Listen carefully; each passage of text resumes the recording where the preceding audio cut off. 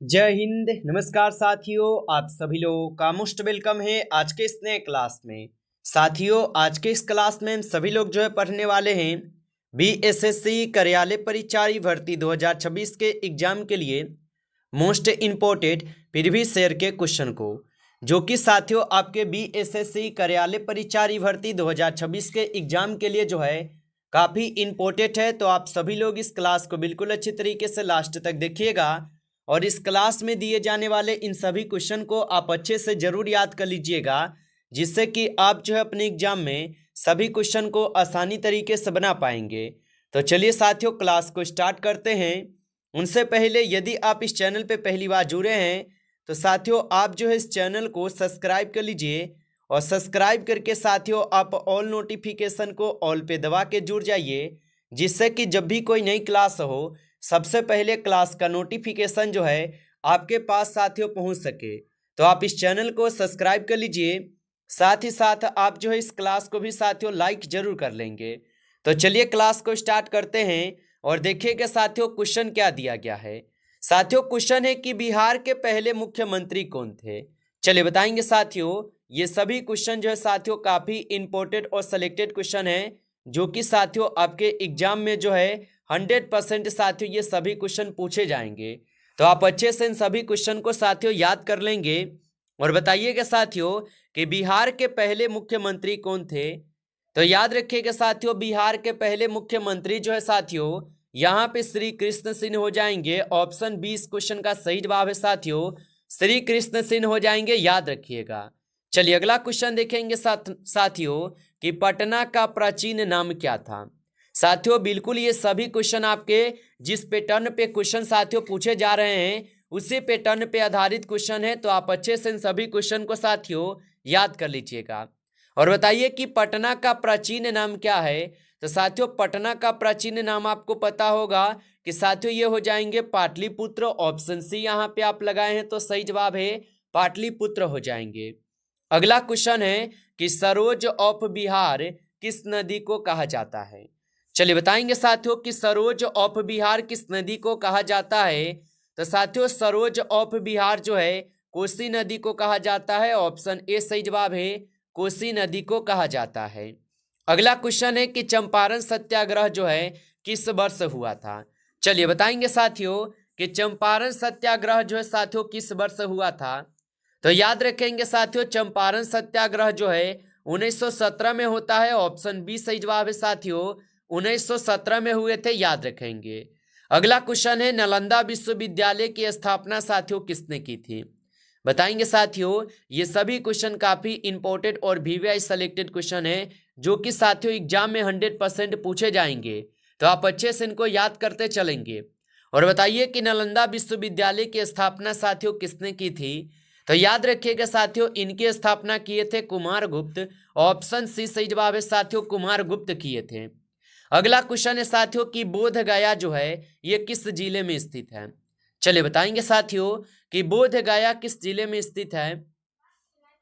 तो साथियों बोध गया ये आपके गया जिला में स्थित है। ऑप्शन ए यहाँ पे सही जवाब है साथियों, गया जिला में स्थित है, आप याद रखेंगे। अगला क्वेश्चन है साथियों कि बिहार की राजकीय भाषा क्या है। चलिए बताएंगे साथियों कि बिहार के राजकीय भाषा साथियों क्या हो जाएंगे। तो याद रखेंगे साथियों बिहार के राजकीय भाषा साथियों यहाँ पे आपके हिंदी हो जाएंगे। ऑप्शन सी कीजिएगा सही जवाब। अगला क्वेश्चन देखेंगे साथियों, क्वेश्चन है कि बिहार में सबसे अधिक बोले जाने वाली भाषा कौन सी है।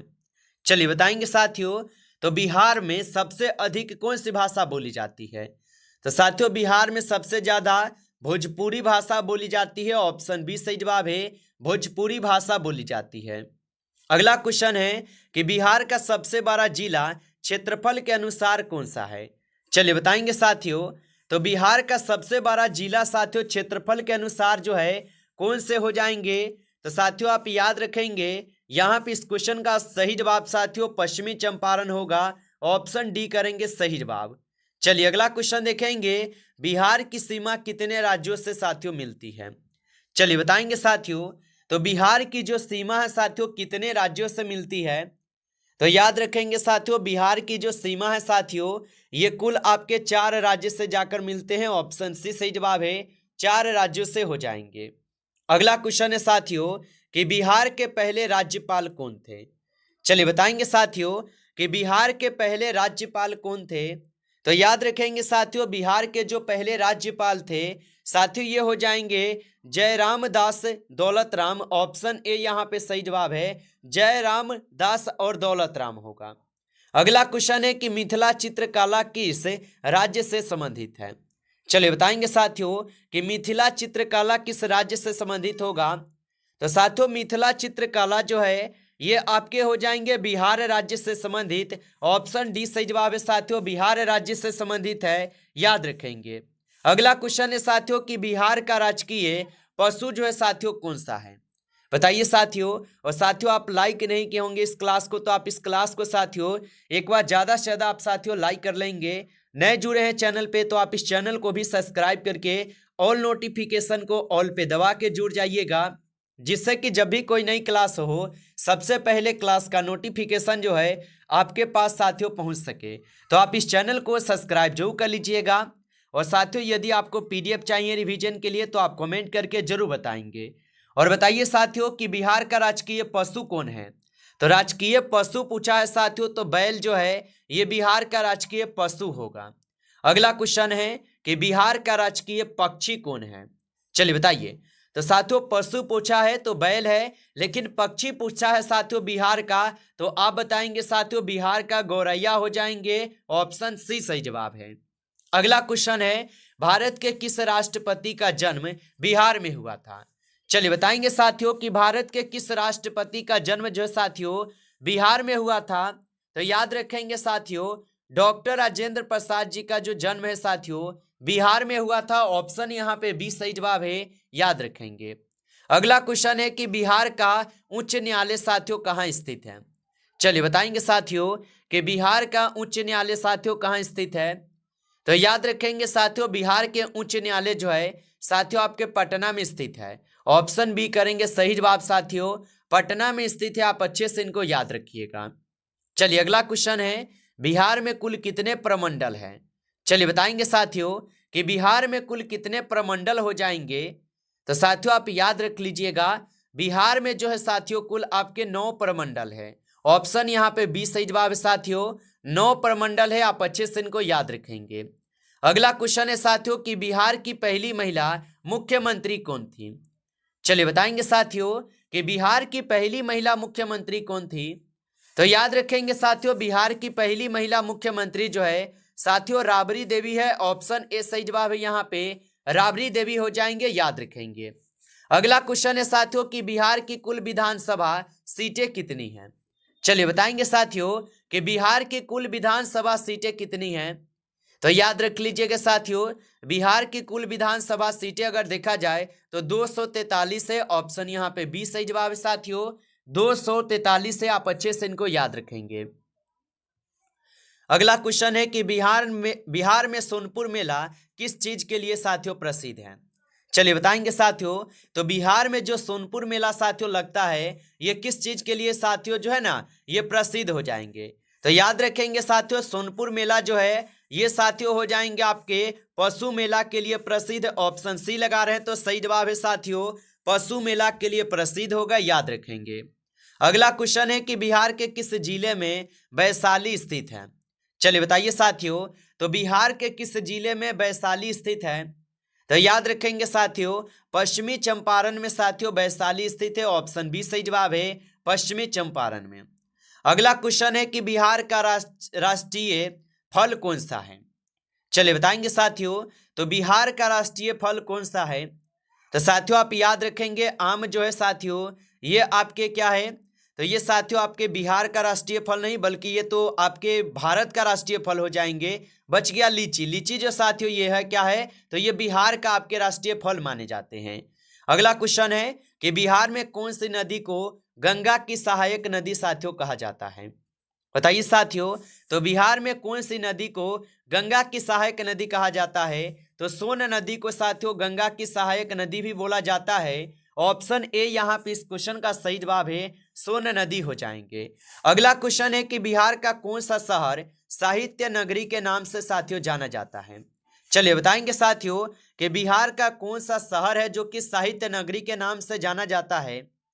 तो साथियों ये साहित्य नगरी के नाम से जाने जाते हैं यहाँ पे दरभंगा। ऑप्शन सी सही जवाब है, दरभंगा होगा, याद रखेंगे। अगला क्वेश्चन है बिहार की प्रमुख आर्थिक गतिविधि क्या है। चलिए बताएंगे साथियों कि बिहार की प्रमुख आर्थिक गतिविधि जो है साथियों क्या होगा। तो याद रखेंगे साथियों बिहार की प्रमुख आर्थिक गतिविधि जो है साथियों ये कृषि हो जाएंगे। ऑप्शन बी कीजिएगा सही जवाब साथियों, कृषि हो जाएंगे, याद रखिएगा। चलिए अगला क्वेश्चन है कि बिहार का सबसे बड़ा जीवित जलाशय कौन सा है। चलिए बताइए साथियों कि बिहार का सबसे बड़ा जीवित जलाशय कौन सा है। तो याद रखेंगे साथियों बिहार का सबसे बड़ा जीवित जलाशय साथियों यहाँ पे तिलैया ताल है। ऑप्शन सी सही जवाब है, तिलैया ताल होगा।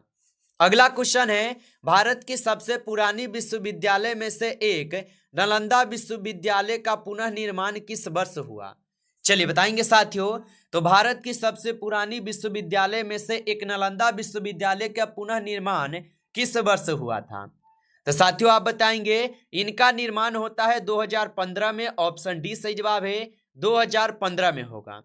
अगला क्वेश्चन है बिहार की लोक नृत्य शैली साथियों कौन सी है। चलिए बताएंगे साथियों कि बिहार की लोक नृत्य शैली कौन सी है। तो साथियों बिहार की लोक नृत्य शैली जो है यहाँ पे नौटंकी है। ऑप्शन डी सही जवाब है साथियों, नौटंकी होगा।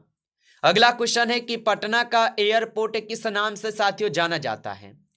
चलिए बताएंगे साथियों तो जो पटना का एयरपोर्ट है साथियों ये किस नाम से जाने जाते हैं। तो साथियों पटना के एयरपोर्ट को हम सभी लोग जयप्रकाश नारायण एयरपोर्ट के नाम से भी जानते हैं। ऑप्शन बी सही जवाब है साथियों, याद रखेंगे। अगला क्वेश्चन है कि बिहार के किस जिले में नालंदा स्थित है। चलिए बताएंगे साथियों कि बिहार के किस जिले में साथियों नालंदा स्थित है। तो याद रखिएगा नालंदा में ही स्थित होगा नालंदा। ऑप्शन बी सही जवाब है, याद रखेंगे। नमस्कार साथियों इस क्लास में आपके टॉप 30 क्वेश्चन थे जो कि काफ़ी इंपोर्टेड और सिलेक्टेड क्वेश्चन थे साथियों। ये सभी क्वेश्चन साथियों यदि आपको क्लास अच्छा लगा हो तो आप इस क्लास को साथियों लाइक कर लेंगे। नए जुड़े हैं चैनल पे तो आप इस चैनल को भी सब्सक्राइब करके आप ऑल नोटिफिकेशन को ऑल पे दबा के जुड़ जाइए, जिससे कि जब भी कोई नई क्लास हो सबसे पहले क्लास का नोटिफिकेशन जो है आपके पास साथियों पहुंच सके। तो आप इस चैनल को सब्सक्राइब कर लेंगे। चलिए फिर मिलते हैं आपसे एक नेक्स्ट टॉपिक के साथ नेक्स्ट क्लास में। तब तक के लिए जय हिंद, जय भारत।